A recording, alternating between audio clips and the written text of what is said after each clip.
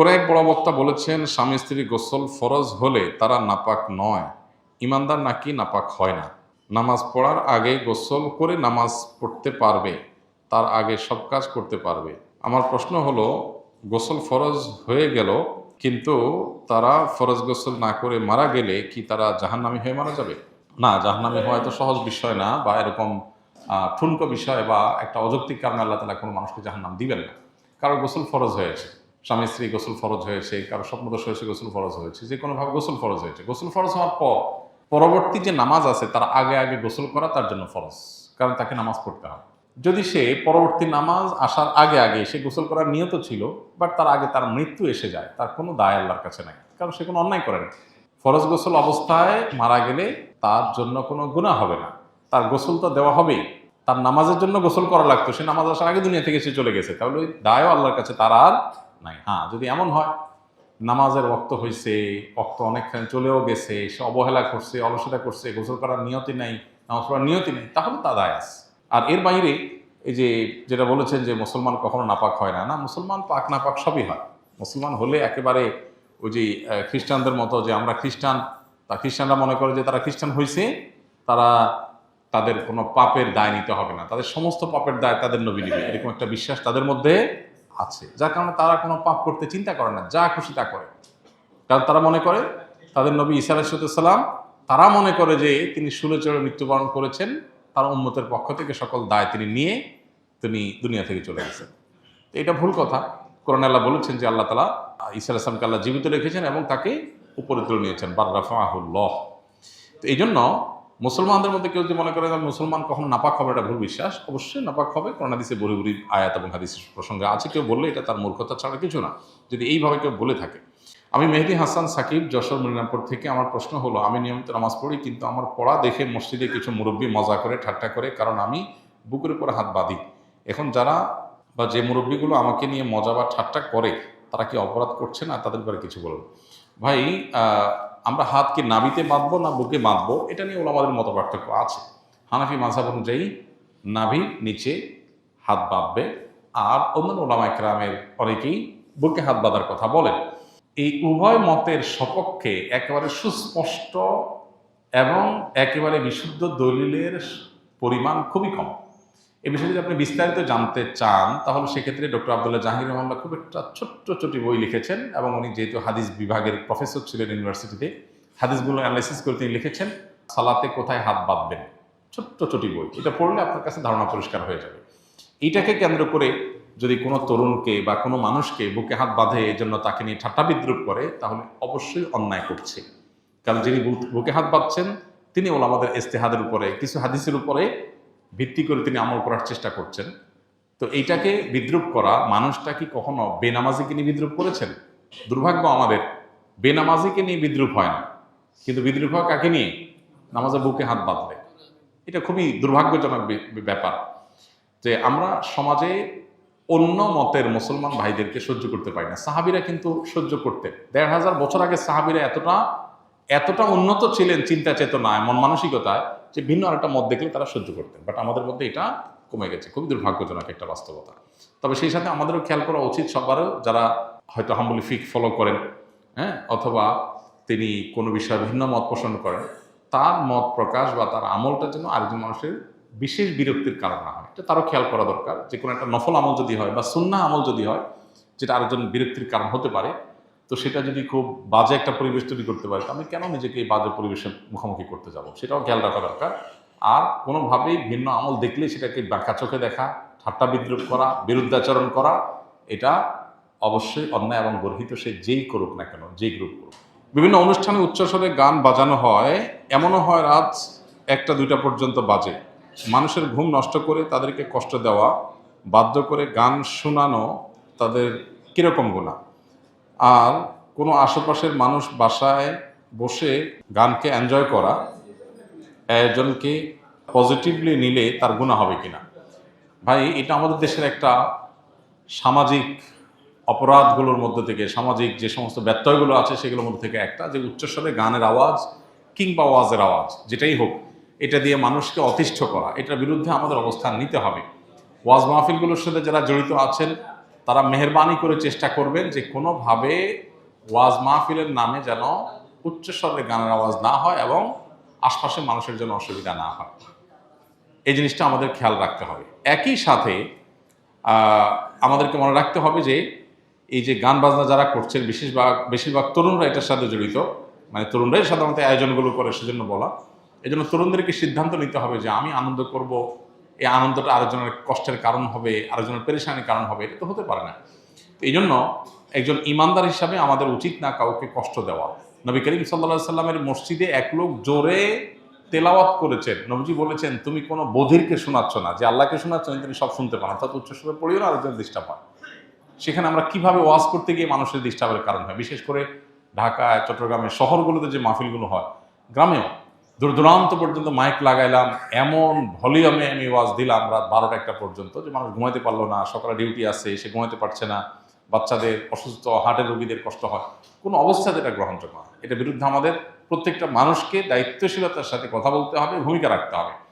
আর এই বিনোদনের নামে, গান বাজনার নামে যে অত্যাচার, ওয়াজ তো যাক শীতকালে হয়, তাও গ্রামে হলে পুরো গ্রামের মানুষ ওয়াজ শোনার জন্য প্রস্তুত থাকে, কিন্তু গান বাজনা তো নির্দিষ্ট একটা গ্রুপ অফ পিপল শুধুমাত্র শুনে, আর বেশিরভাগ মানুষ অতিষ্ঠ হয় এবং বছর জুড়ে হয়, এটা কোনো শীত আর গরম নাই।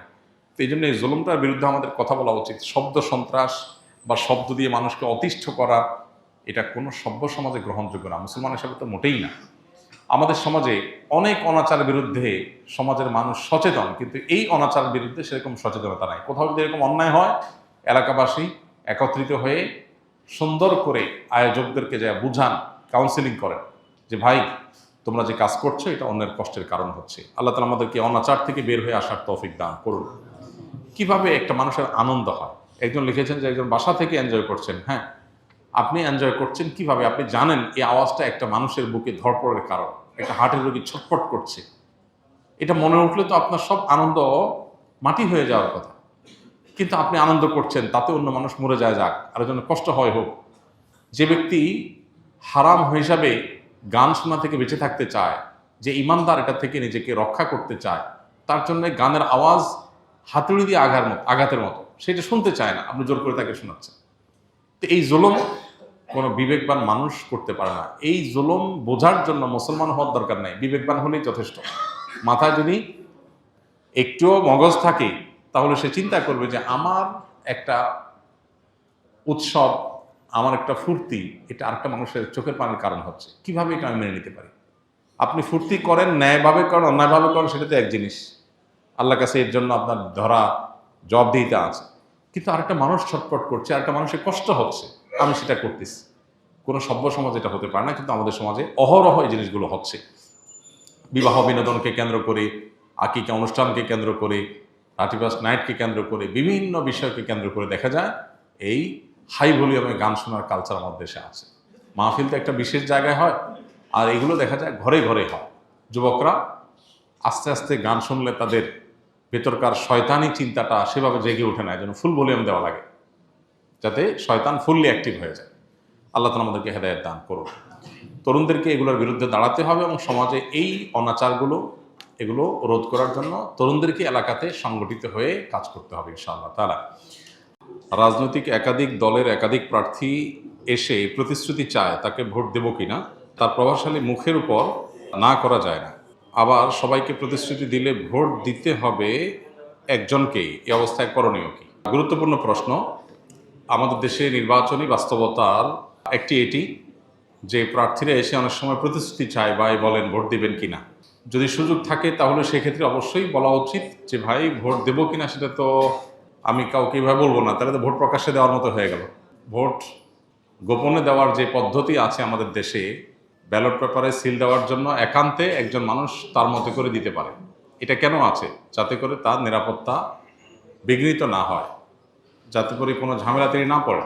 এখন আপনাকে ভোট দেবো কিনা এটা যদি আমি প্রকাশ্যে বলি তো সেক্ষেত্রে আরেকজন তো ঝামেলা করবে না। তো এই জন্য সম্ভব হলে তাকে বলা যে ভাই কাকে ভোট দেব না দেব এটা তো এইভাবে প্রতিশ্রুতি দেওয়ার বিষয় না, আমি চেষ্টা করব যে উপযুক্ত তাকে দেওয়ার, আপনি উপযুক্ত হলে আপনাকে অবশ্যই দেওয়ার চেষ্টা করব। আর যদি মনে হয় যে না, যেমনটা প্রশ্নে লিখেছেন যে অনেক সময় দেখা যায় প্রভাবশালী মানুষ এই সমস্ত নেতাদের মুখে না করলে বিপদ আসে, ঝামেলা হয়, উনি ধরে নেয় যে এটা বিপক্ষ দলের লোক, অতএব আমাকে বিপদে ফেলবে। এরকম মনে হলে তখন আপনি অবশ্যই তার মুখের উপরে বলতে পারেন যে হ্যাঁ ভাই দেব। কিন্তু যদি নিরুপায় না হন, অহেতুক ভয়ের কারণে আপনি মিথ্যা প্রতিশ্রুতি দেন, সেটা জায়েজ হবে না। আপনি যদি নিরুপায় হন, সে ব্যক্তি যদি আপনার এই কথা মুখ থেকে না শুনে যাবেই না, আবার এদিকে বিপরীতটা শুনলে আপনার উপরে জুলুম আসতে পারে, তাহলে সেক্ষেত্রে মানুষ বিপদগ্রস্ত হলে সেক্ষেত্রে তার এ ধরনের কথা বলা তার জন্য জায়েজ আছে। আপনি বলতে পারেন যে ভাই, একটু ঘুরিয়ে পিছিয়ে বললেন যে ভাই অবশ্যই আপনাকে ভোট দেওয়ার চেষ্টা করব, এটা আপনি কিছু বললেন চেষ্টা করব। কিন্তু লোকটা যদি অযোগ্য হন আর আপনি যাকে বলে ফেলেন, তাহলে কথা রক্ষার জন্য ভোট দিতে হবে, এটা সঠিক না।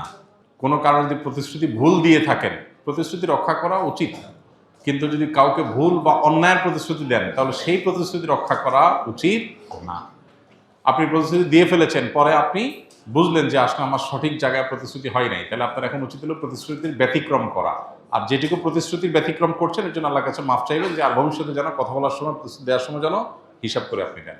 জাস্ট এটুকু খেয়াল করলে ইনশাআল্লাহ আল্লাহর কাছে আর কোনো দায় থাকবে না। আমাদের সামনেই শাবান মাস আসছে, আমরা ইবাদতের জন্য শাবান মাসে কি কি প্রস্তুতি গ্রহণ করতে পারি? আলহামদুলিল্লাহ, আমরা শাবান মাসে একবারে দ্বার প্রান্তে চলে আসছি। খুব শীঘ্রই শাবান মাস শুরু হতে যাচ্ছে। শাবান মাস এমন একটা মাস যেটা নফল রোজার জন্য আদর্শ মাস। নবীজি সাল্লাল্লাহু আলাইহি সাল্লাম শাবান মাসে যত রোজা রাখতেন, অন্য কোনো মাসে এত রোজা রাখতেন না। রমজান তো পুরো মাসটাই রোজার মাস, সেটা বাদ। ওইটা বাদ রেখে যদি চিন্তা করা হয়, তাহলে অন্য 11 মাসের মধ্যে নবীজি সাল্লাল্লাহু আলাইহি সাল্লাম সবচেয়ে বেশি রোজা রাখতেন, নফল রোজা রাখতেন যে মাসে, সেটার নাম কি? শাবান মাস। সেই মাসটা আমাদের একেবারে দোরগোড়ায় চলে আসছে। এই জন্য শাবান মাসের করণীয় হলো সাধ্য অনুযায়ী বেশি বেশি নফল রোজা রাখা। সাধ্য অনুযায়ী বেশি বেশি নফল রোজা রাখা। আর কিছু পারেন আর না পারেন, সোমবার বৃহস্পতিবার রোজাগুলো রাখেন, আইয়াম বীজের চাঁদের 13, 14, 15 এই 3টা দিনের রোজা রাখেন। এর বাইরে পারলে 1টা 2টা রোজা হলেও রাখেন, কারণ নবীজি শাবানের পুরো মাসই প্রায় রোজা রাখতেন। একাদিসে আসছে কানা ইয়াসুমু শাবানা ইল্লা কালিলা, নবীজি শাবানের কয়েকটা দিন, শেষের দিনগুলো বাদে প্রায় সবগুলো দিন রোজা রাখতেন। সেখানে আপনি 1টা 2টা রোজা হলেও রাখার চেষ্টা করেন। এটা হলো শাবান মাসের প্রধান আমল। এছাড়া বাকি রুটিন আমল যা আছে তা, অন্য নামাজে মাসে 5 ওয়াক্ত নামাজ আছে, এই মাসে 5 ওয়াক্ত নামাজ আছে, অন্য মাসে যা যা আছে এ মাসেও তা আছে। এ মাসে এক্সট্রা বলতে একটা জিনিস আছে, সেটার নাম হলো নফল রোজা বেশি বেশি রাখা। এছাড়া লাইলাতুন নিসফি মিন শাবান বা মধ্য শাবান রজনের ফজিলত, সেটাও কিছুটা সাব্যস্ত আছে। যতটুকু সাব্যস্ত আছে ততটুকু এটার গুরুত্ব আরোপ আমরা করবই, কিন্তু এর বাইরে পুরো মাসব্যাপী করার জিনিস একটাই, সেটা হলো নফল রোজা। আল্লাহ আমাদেরকে আমলের তৌফিক দান করুন।